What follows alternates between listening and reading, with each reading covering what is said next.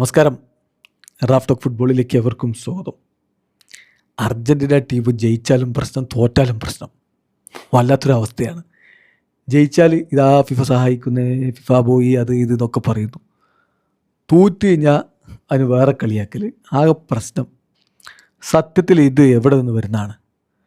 ഇപ്പം ആൻഡ്രസ് ബർഗോയുടെ ഒരു വിലയിരുത്തൽ, അർജൻറ്റീന ഫോബിയയാണ് ഇതിന് പുറകിൽ.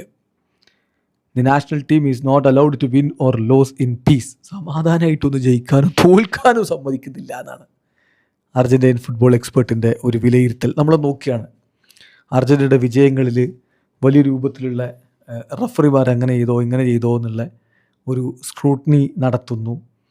അത് പ്രധാനമായിട്ടും യൂറോപ്യൻ മീഡിയാസ് അർജൻറ്റീനയെ ക്രിട്ടിസൈസ് ചെയ്യുന്നു. ജയിച്ചാലും തോറ്റാൽ വേറെ തരത്തിൽ പോകുന്നു. ഈ കാര്യങ്ങളൊക്കെ വിശദീകരിച്ചുകൊണ്ടാണ് അദ്ദേഹം ഇതിലൂടെ പോകുന്നത്. അതിൽ ഈ വാദങ്ങളുടെ മുനയൊടിക്കുന്നുകൊണ്ട് നമ്മൾ നോക്കുകയാണ്.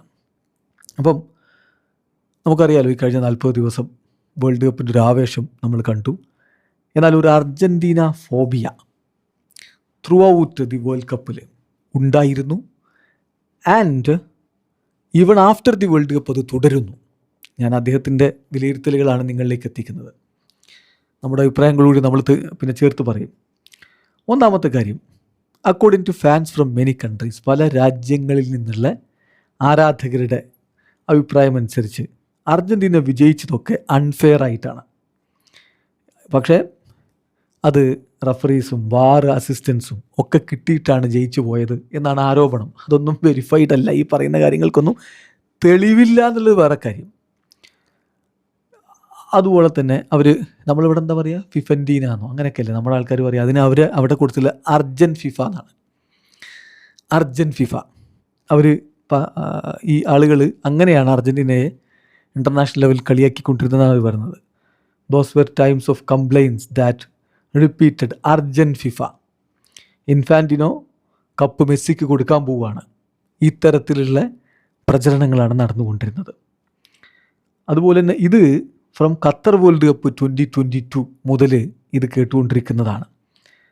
ആ തിയറി എന്ന് പറഞ്ഞാൽ അർജൻറ്റീന വേൾഡ് കപ്പിലേക്ക് എത്തുമ്പോൾ, കഴിഞ്ഞ വേൾഡ് കപ്പ് കിരീടം ചൂടി ഈ വേൾഡ് കപ്പിലേക്ക് എത്തുമ്പോൾ ഒക്കെ ഈ തിയറിയാണ് ഉണ്ടായിരുന്നത്. അർജൻറ്റീനയ്ക്ക് കപ്പ് കൊടുക്കാൻ വേണ്ടി ഫിഫ ശ്രമിക്കുന്നത്. പക്ഷേ ആ തിയറി പൊളിഞ്ഞു വീണില്ലേ? സ്പെയിനോട് അർജൻറ്റീന പരാജയപ്പെട്ടു. അങ്ങനെ ഫിഫക്ക് അർജൻറ്റീനയെ ജയിപ്പിക്കണമെന്നുണ്ടായിരുന്നോ? അപ്പോൾ നമ്മൾ വിചാരിക്കും അതോടുകൂടി ഈ കളിയാക്കുക, ഈ ഒരു ആരോപണമൊക്കെ നിൽക്കുന്നു. ഇല്ല, ആ കംപ്ലൈൻറ്റും ഈ ആരോപണമൊന്നും അവിടെ നിന്നില്ല. അതായത് ഫൈനൽ കഴിഞ്ഞ് മണിക്കൂറുകൾക്ക് ശേഷം ഈ മാച്ച് സത്യം പറഞ്ഞാൽ നല്ല ഫെയർലി കളിച്ചിട്ടുള്ളൊരു മാച്ചാണ്, വിത്ത് ഗുഡ് ഫെയ്ത്ത്. റഫറിങ്ങിൽ പ്രശ്നങ്ങളൊന്നുമില്ല എന്നല്ല സ്കലോനിയും പറഞ്ഞല്ലോ. അപ്പോൾ അങ്ങനെ നടന്നൊരു കളിയാണ്. അത് കഴിഞ്ഞിട്ട് യുണൈറ്റഡ് സ്റ്റേറ്റ്സിലെയും ഇംഗ്ലണ്ടിലെയും മറ്റു യൂറോപ്യൻ രാജ്യങ്ങളിലെയും ആളുകൾ ക്ലെയിം ചെയ്യുകയാണ് അർജൻറ്റീന നാഷണൽ ടീം ശരിക്കും പറഞ്ഞാൽ സ്പെയിനിനോട് പെരുമാറിയത് ഡിസ്റെസ്പെക്റ്റ്ഫുള്ളി ആണ് എന്നാണ് അടുത്ത ആരോപണം. സ്പെയിനിനോട് ബഹുമാനക്കുറവിൽ പെരുമാറിയത്രേ. അപ്പോൾ തോറ്റാലും പ്രശ്നം, ജയിച്ചാൽ ഫിഫ രക്ഷപ്പെടുത്തി, തോറ്റാൽ ബഹുമാനക്കുറവ്. അതായത് ലയണൽ മെസ്സിയുടെ അർജൻറ്റീന ഒന്ന് തോറ്റു കഴിഞ്ഞാലോ അതുപോലെ ജയിച്ചു കഴിഞ്ഞാലോ ഒരു പീസ്ഫുള്ളി ഒരു സമാധാനം അവർക്ക് കൊടുക്കുന്നില്ല. അതായത് വലിയ രൂപത്തിലുള്ള വിമർശനങ്ങൾ ഒരു തരത്തിൽ അല്ലെങ്കിൽ മറ്റൊരു തരത്തിൽ കണ്ടുപിടിച്ചു പറഞ്ഞുകൊണ്ടിരിക്കുന്നു എന്നുള്ളതാണ് അവരിവിടെ ഉയർത്തി കാണിക്കുന്ന ഒരു കാര്യം. എന്ന് പറഞ്ഞാൽ ഇതേ ആളുകൾ തന്നെയാണ് അർജൻറ്റീനയുടെ വിജയത്തെ പലതരത്തിൽ ഉയർത്തി വലുതാക്കിക്കൊണ്ട് പറഞ്ഞുകൊണ്ടിരുന്നത്. ഇവിടെ നേരെ തിരിച്ചും സംസാരിക്കുകയാണ്. ഒരു യാഥാർത്ഥ്യം എന്താണെന്ന് വെച്ചാൽ, Leandro Paredes, Nahuel Molina, Roberto Ayala ഇങ്ങനെയുള്ള ആളുകൾ വേൾഡ് കപ്പിൻ്റെ ഫൈനൽ കഴിഞ്ഞിട്ട് പ്രതികരിച്ചത് വളരെ മോശമായിട്ടാണ്. അത് സമ്മതിക്കുന്നു.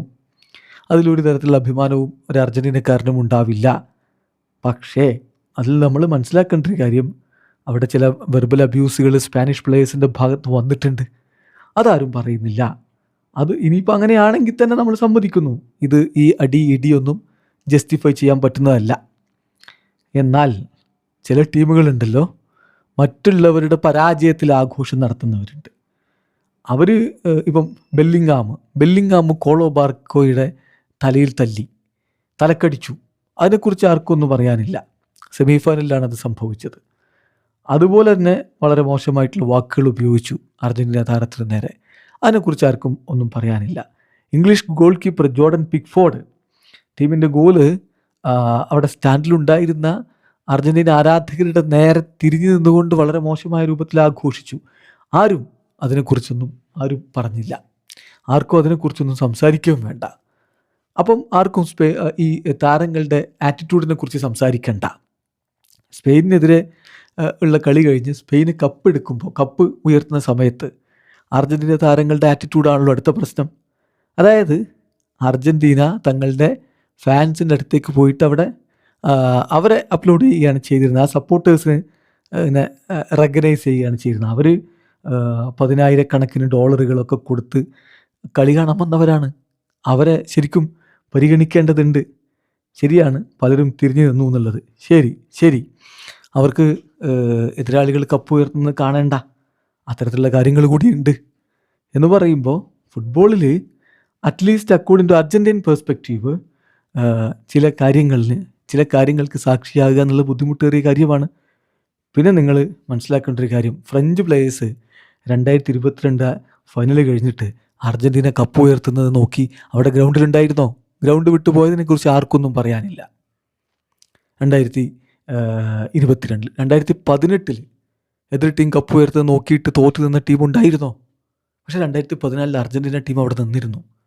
കഴിഞ്ഞ 3-4 കപ്പ് എടുത്ത് നിങ്ങൾ നോക്കുക, എതിർ ടീമുകൾ ആരും കപ്പ് ഉയർത്തുന്നത് നോക്കി അവിടെ നിന്നിട്ടില്ല. പക്ഷെ അർജൻറ്റീന നിന്നു എന്നുള്ളതാണ് ഇപ്പോൾ പ്രശ്നം.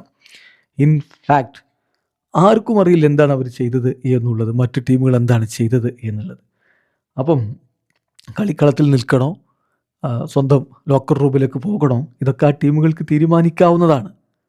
പക്ഷെ ഇവിടെ ഇതിനെടുത്ത് മാഗ്നിഫൈ ചെയ്തുകൊണ്ട് വലിയ രൂപത്തിൽ കുറ്റപ്പെടുത്തിക്കൊണ്ടിരിക്കുകയാണ്. പക്ഷെ സ്കലോനി എന്ന് പറഞ്ഞതല്ലേ, ഇത് സ്പെയിന് അവരുടെ വിജയം അർഹിച്ചതാണ്, അതിലൊരു റെസ്പെക്റ്റ് കുറവില്ല, അത് മനസ്സിലാക്കുക. ഫുട്ബോളിലാണെങ്കിലും അതായത് നമ്മൾ ജീവിതത്തെ എങ്ങനെ കാണുന്നു എന്നതിനനുസരിച്ചാണ് കാര്യങ്ങൾ പ്രധാനമായിട്ടും വരുന്നത്. മറ്റുള്ളവർ വിജയിക്കുക, അതുപോലെ തന്നെ തോൽക്കുന്ന ടീമിനെയും അതിന് വിടുക എന്നുള്ളതാണ്. റെസ്പെക്റ്റ് എന്ന് പറഞ്ഞാൽ മറ്റു ടീമുകളുടെ സ്ട്രഗിളുകൾ, ഇങ്ങനെയുള്ള കാര്യങ്ങളൊക്കെ സ്വാഭാവികമായിട്ടും ഉണ്ടാകും. അതനുസരിച്ചാണ് കാണേണ്ടതല്ലാതെ അതിലിങ്ങനെ വലിയ രൂപത്തിലുള്ള കാര്യങ്ങൾ പടച്ചു വിടുകയല്ല എന്നുകൂടി ഇപ്പോൾ അദ്ദേഹം പറയുന്നത്. അപ്പോൾ ഇതിൽ ഉള്ള കാര്യം എന്താണെന്ന് വെച്ചാൽ, അർജൻറ്റീന ജയിച്ചാൽ ഫിഫ സപ്പോർട്ട് ചെയ്ത്, അർജൻറ്റീന തോറ്റാൽ അർജൻറ്റീന താരങ്ങളുടെ പെരുമാറ്റം ശരിയല്ല, എന്തെങ്കിലുമൊക്കെ പറഞ്ഞുകൊണ്ട് ഇങ്ങനെ പടച്ചു വിട്ടുകൊണ്ടേയിരിക്കുന്നു. ശരിക്കും പറഞ്ഞാൽ ഇതൊരു അർജൻറ്റീന ഫോബിയയാണ് എന്നാണ് അദ്ദേഹം പറഞ്ഞത്. ഇതിപ്പോൾ റോദ്രിഗോ ഡിബോളിൻ്റെ ഒരു പോസ്റ്റും ഉണ്ടായിരുന്നു ഇതുമായി ബന്ധപ്പെട്ടുകൊണ്ട്, എന്തൊക്കെ കോൺസ്പിറസി തിയറീസാണ് പടച്ചു വിട്ടുകൊണ്ടിരിക്കുന്നത് എന്നുള്ളത്. ഞങ്ങളുടെ വിജയങ്ങൾ അവരത്രത്തോളം ഇറിറ്റേറ്റ് ചെയ്തിരുന്നു എന്നുള്ളതാണ് കാണിക്കുന്നത്. ഞങ്ങളുടെ വീഴ്ചയ്ക്ക് വേണ്ടി അവരത്രത്തോളം കാത്തിരുന്നു എന്നുള്ളതും ഇതിൽ നിന്ന് വ്യക്തമാണ്. ലിസാൻഡ്രോ മാർട്ടിനസ് ആ രൂപത്തിൽ പ്രതികരിക്കുന്നത് കണ്ടു. ഉയർന്ന ഗ്രേറ്റ് ആയിട്ടുള്ള ആളുകളുടെ വീഴ്ച മീഡിയോക്കറായിട്ടുള്ള ആളുകൾ ആഘോഷിക്കും, അത് സ്വാഭാവികമാണ് എന്ന്. സോ യഥാർത്ഥത്തിൽ അർജൻറ്റീനയ്ക്കെതിരെയുള്ള ഈ പ്രചരണങ്ങളുടെ അടിത്തറ അർജൻറ്റീനയെ ഭയക്കുന്നു, അർജൻറ്റീന ഫോബിയാണ് എന്നാണ് ഇപ്പോൾ ആൻഡ്രേ ബർഗോ പറയുന്നത്. നിങ്ങൾക്ക് ഇക്കാര്യത്തിൽ നിങ്ങളുടെ അഭിപ്രായങ്ങൾ ഉണ്ടാവും, കമൻറ്റ് ബോക്സിൽ രേഖപ്പെടുത്തിയ വീഡിയോസ് എനിക്ക് ഫുട്ബോൾ ലോകത്തെ കൂടുതൽ വിശേഷങ്ങൾ ഭയങ്കര ഫ്ലക്സിൽ എത്താം.